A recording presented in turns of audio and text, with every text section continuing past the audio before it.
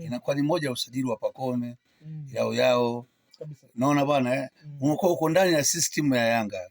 Hiyo ni faida ya kwanza. Faida ya pili, kwa mfano mwaka huu ni mwaka wa uchaguzi. Mwezi wa 6 tunaenda kwenye mkutano mkuu wa Yanga. Tunaenda kuwachagua viongozi kuanzia mwezi huu tutaanza kwenye matawi. Tukipata matawi tunaenda kuwachagua wakina engineer makao makuu kule. Kwa maana rais ya. Naona mzee wangu tayari umeshaweka engineer. Si ndio rais wetu? Rais wa makombe. Naona bwana rais wa uwanja. Sasa. Nikajua kuna namna labda anaweza kujitokeza mwingine. Hiyo kwa Yanga sisi hatuna matatizo, moja jitokeze. Aje nani lakini tutachagua sifuatana na simpigi kampeni. Wala sina haja ya kusema atashinda. Lakini rais nimesema engineer ndio rais wetu kwa sasa hivi. Kwa hiyo huwezi kwenda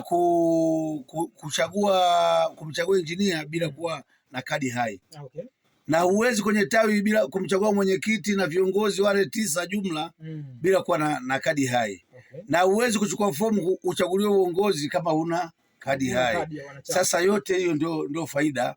Alafu ukiwa mwanachama, tawi liko vizuri, kuna pikipiki zinakopeshwa kwa wanachama, kuna simu zinakopeshwa kwa wanachama.